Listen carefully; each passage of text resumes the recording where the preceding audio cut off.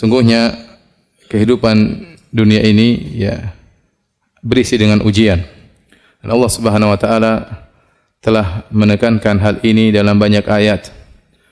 Ya, linabluwahum ayyuhum ahsanu amala. Kata Allah Subhanahu wa taala, sungguh ya alladzi khalaqal mauta wal hayata, Allah yang telah menciptakan kematian dan kehidupan buat apa? Liyabluwahum ayyuhum ahsanu amala, untuk menguji mana di antara mereka yang ya amalnya yang terbaik. Ya, Allah juga berfirman, hal ata 'alal insanu hina minad dahri lam yakun syai'an madhkura inna khalaqnal insana min nutfatin amsyajin nabtalih. Ya, sungguh kami menciptakan manusia dari nutfah, ya dari air mani, ya buat apa? Nabtalih, untuk mengujinya. Jadi memang Allah ciptakan kita untuk diuji. Karenanya ya, seorang di atas muka bumi ini harus sadar bahwasanya dia diciptakan untuk diuji oleh Allah Subhanahu wa taala. Maka semua orang diuji. Tidak ada seorang pun yang tidak diuji oleh Allah Subhanahu wa taala. Dan kita tahu semua orang pernah bersedih, atau sebagian mereka sedang bersedih, ya. Tapi kalau semua orang pernah bersedih, semuanya pernah bersedih. Tidak ada yang pernah luput dari kesedihan. Dengan ujian yang bermacam-macam. Ada orang diuji berkaitan dengan hartanya, ya, diberi ekonomi yang sulit, penuh dengan hutang, dililit hutang. Ada orang diuji dengan badannya, ya, cacat, atau sakit-sakitan, atau tubuh yang tidak sempurna. Ya, kemudian juga ada yang wanita diberi kesedihan karena bertahun-tahun sudah menikah, tidak memiliki anak. Sementara wanita yang lain juga sedih, memiliki anak yang banyak tapi selalu menyusahkan dia, nakal, merepotkan dia. Sebagian wanita terus menangis, sudah mencapai usia tua, tidak mendapatkan suami. Sementara banyak wanita yang menangis mendapati suami yang selalu menyesakkan hatinya, selalu memukulnya, selalu menyedihkannya. Dan demikianlah namanya ujian, ya, beraneka ragam menimpa satu dengan yang lainnya. Tapi memang berbeda-beda, ada yang ujiannya sedikit dan ada ujiannya banyak. Tetapi semua orang diuji oleh Allah Subhanahu wa taala. Dan siapapun orangnya, mau kaya atau miskin, pasti diuji, ya. Sebagaimana sering saya sampaikan, bukan hanya orang miskin yang diuji, bukan hanya orang miskin yang bersedih. Orang kaya, para pejabat, para penguasa, mereka juga diuji, mereka juga bersedih. Bukan cuma kita saja yang menangis. Bahkan orang-orang terkenal, orang-orang yang mungkin dicari-cari oleh orang tersohor, mereka pun menangis. Bisa jadi tangisan mereka lebih banyak daripada kita. Betapa sering kita melihat foto seorang pejabat, seorang penguasa yang mungkin tersenyum dalam foto tersebut, namun kita lihat senyumannya penuh dengan keterpaksaan. Di balik senyuman tersebut dia menyimpan banyak penderitaan. Oleh karenanya, siapapun orangnya di dunia ini pasti diuji, ya, pasti diuji. Ya, baik orang yang soleh maupun yang tidak soleh. Ya. Terlebih lagi Allah menjanjikan orang-orang yang beriman dengan ujian yang lebih berat. Ya. Kata Allah Subhanahu wa taala, Alif Lam Mim ahasiban nasu ayyutraku ayyaqulu amanna wa hum la yuftanun. Wa laqad fatanna alladhina min qablihim fala ya'lamanna Allahu alladhina shadaqu wa la ya'lamanna al-kadhibin. Kata Allah Subhanahu wa taala, Alif Lam Mim, apakah manusia dibiarkan mereka berkata beriman sementara mereka tidak diuji? Sungguh kami telah menguji orang-orang sebelum mereka agar Allah tahu mana yang imannya benar dan mana yang imannya dusta, ya. Am hasibatum an tadkhulul jannata wa lamma ya'tikum mathalul ladzina khalau min qablikum massathumul ba'sa'u wad-dharra'u wa zulzilu. Apakah kalian menyangka kalian akan masuk surga sementara belum datang kepada kalian ujian yang pernah menimpa orang-orang sebelum kalian? Mereka ditimpa dengan penderitaan, dengan kesusahan, digoncang oleh Allah Subhanahu wa taala. Jadi orang yang beriman justru dijanjikan ujian oleh Allah Subhanahu wa taala. Demikian juga dalam hadis kata Nabi sallallahu alaihi wasallam, waktu Nabi ditanya ayyun nasi asyaddu balaan, ya Rasulullah, siapakah orang yang paling berat cobaannya? Maka Nabi sallallahu alaihi wasallam mengatakan asyaddu nasi balaan al-anbiya, orang yang paling berat ujiannya adalah para nabi. Tsumma salihun, kemudian orang-orang saleh. Tsummal amsal fal amsal, kemudian selanjutnya dan selanjutnya. Yubtala rajulu ala qadri imanihi. Seorang diuji berdasarkan kadar keimanannya. In kana fi imanihi salabatun zida fi balaihi. Kalau ternyata imannya kokoh, tegar, Allah akan tambah ujiannya. Wa in kana fi imanihi riqqatun khuffifa anhu. Kalau ternyata imannya lemah ketika diuji, maka Allah akan ringankan ujiannya.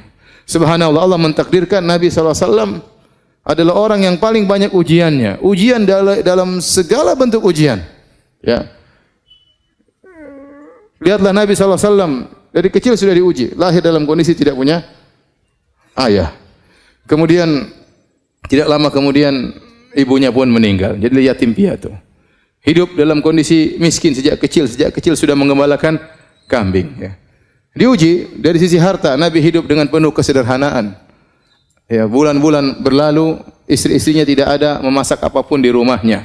Rumah dengan rumah yang sangat sempit, mungkin cuma 4 kali 5 meter. Ya.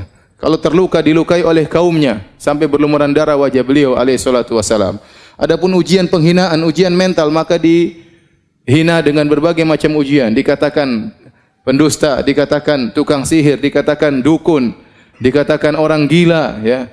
Dikatakan memutus silaturahmi, segala ya julukan yang terburuk yang ada di zaman itu ditempelkan kepada Nabi sallallahu alaihi wasallam. Kalau dikatakan ujian tentang kehilangan orang yang dicintai, maka Nabi diuji dengan meninggalnya Khadijah radhiyallahu taala anha, istri yang sangat dia cintai, yang 25 tahun hidup bersama Nabi, tidak pernah mengangkat suara di hadapan Nabi sallallahu alaihi wasallam. Bagaimana tempat curhatnya selama ini, kemudian Nabi ditinggal oleh Khadijah radhiyallahu taala anha di saat-saat Nabi lagi membutuhkan tempat untuk curhat. Tatkala itu lagi desakan kaum musyrikin, intimidasi kaum musyrikin lagi di puncak-puncaknya, tiba-tiba Allah memanggil Khadijah radhiyallahu taala anha. Kalau dikatakan apakah Nabi tidak pernah diuji dengan meninggalnya?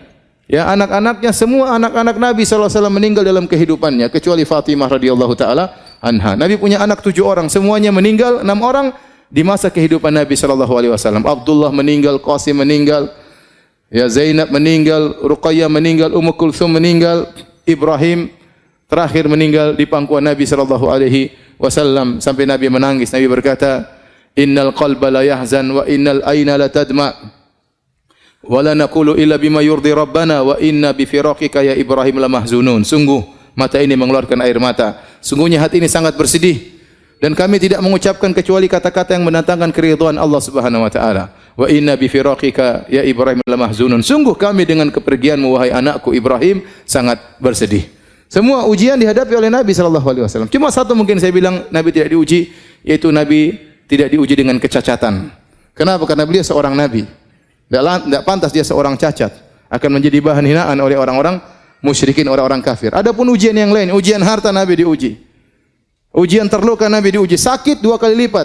Anas bin Malik waktu datang kepada Nabi sallallahu alaihi wasallam, kemudian dia meletakkan tangannya, maka Nabi panasnya sangat tinggi.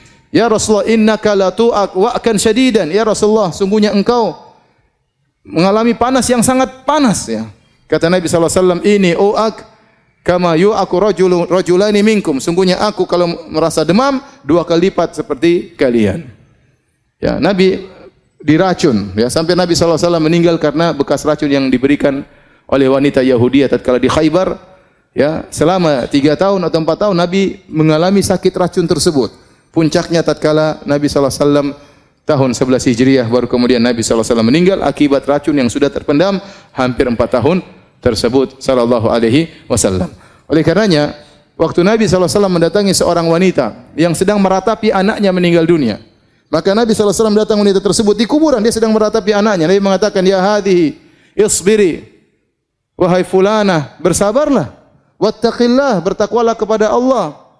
Maka wanita tersebut marah, dia mengatakan, "Ilaika anni, pergi engkau dariku. Innaka lam tusab bi musibati." Kata wanita ini, engkau tidak merasakan apa yang aku rasakan. Engkau tidak pernah menerima musibah seperti yang aku terima. Subhanallah. Nabi bukan cuma 1 anak yang meninggal. 6 orang anak meninggal dia hadapi. Ya, kemudian Nabi sallallahu alaihi wasallam tetap menegurnya, maka dia pun sadar ternyata itu Rasulullah sallallahu alaihi wasallam, maka dia pun minta uzur. Kata Nabi sallallahu alaihi wasallam, "Innama sabru inda sadamatil ula." Sungguhnya kesabaran itu adalah pertama kali tatkala seorang ditimpa dengan musibah.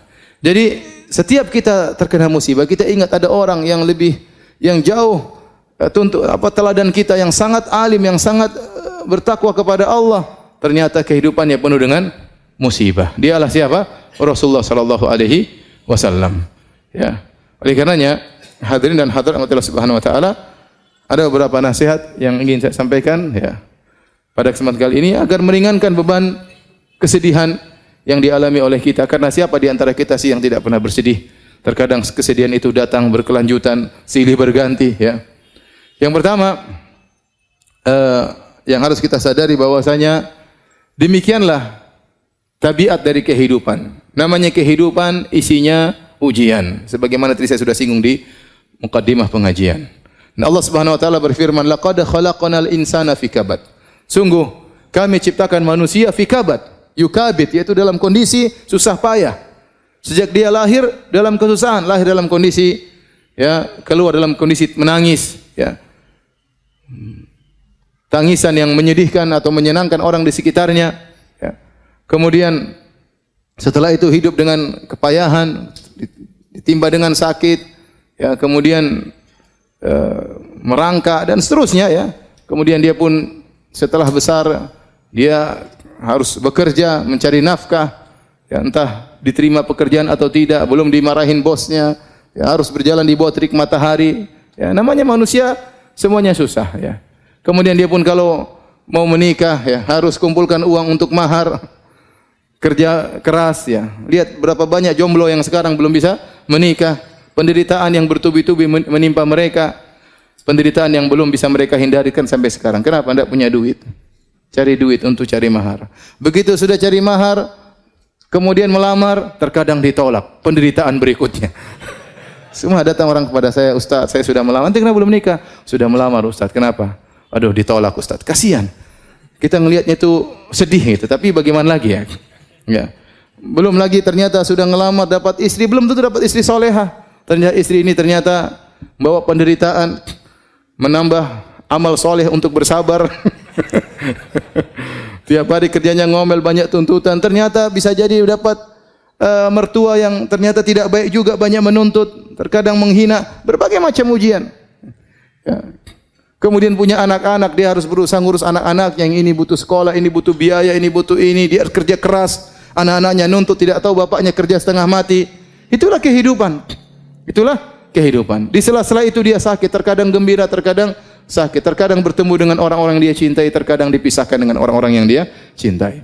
Kalau dia umurnya panjang, dia akan lihat banyak orang yang dia cintai meninggal sebelum dia, dan itu kesedihan yang luar biasa. Kalau dia umurnya pendek, maka dia meninggal ditangisi oleh orang-orang di sekitarnya. Demikian kondisi kehidupan. Laqad khalaqnal insana fi kabad. Kami ciptakan manusia di atas kepayahan.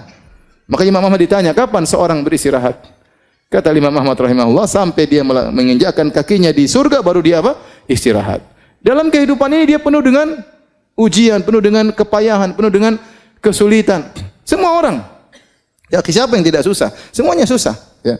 Semuanya susah. Orang kaya terkadang susah dalam kekayaannya. Ya, saya pernah ketemu kawan saya luar biasa, dia kaya. Cerita tentang perusahaan. Saya enggak jarang dengar, tapi cerita ini begini. Usaha kemudian terkadang naik turun, harga lagi turun, pusing. Ya. Kemudian kalau sudah mau lebaran mikir THR, setengah mati. Apalagi kalau ternyata pegawai 1.000 orang, THR 1.000 orang berapa orang? Berapa duit? Orang-orang pegawai yang miskin-miskin pada senang mau lebaran. Dia yang mau kasih gaji setengah mati. Jadi masing-masing ada ujiannya, ya. Antum kira presiden, antum kira pejabat tidak susah, mereka juga susah. Di balik kegembiraan mereka, di balik kemewahan yang mereka miliki, mereka hidup dengan kegelisahan. Ya, betapa banyak yang demikian. Oleh karenanya ini tabiat dari kehidupan, kondisi kehidupan isinya adalah ujian. Maka Anda jangan berangan-angan terlepas dari ujian. Semua orang diuji, cuma bedanya ada yang sedikit, ada yang banyak, itu saja. Oleh karenanya syair yang diucapkan oleh Imam Syafi'i rahimahullahu taala, dia mengatakan mihanuz zamani katsiratun la tanqadi wa sururuhu ya'tika kal ayadi. Sungguhnya ujian kehidupan itu tidak terputus-putus, kata Imam Syafi'i. Ini menunjukkan bagaimana beliau banyak diuji. Apalagi beliau ulama, orang soleh, pasti banyak ujiannya. Mihanuz zamani katsiratun la tanqadi, kata beliau. Ujian kehidupan, ujian zaman Terus tidak terputus-putus. Wa sururuhu ya'tika kal a'yadi. Adapun kesenangannya datang sesekali seperti hari Eid, sesekali aja datang. Ya, oleh karenanya kita harus sadar bahwasanya ya dunia ini isinya adalah ujian. Isinya adalah ujian ya. Antum ingat ayat tersebut, laqad khalaqnal insana fi kabad. Sungguhnya manusia diciptakan, Allah menciptakan manusia dengan kepayahan.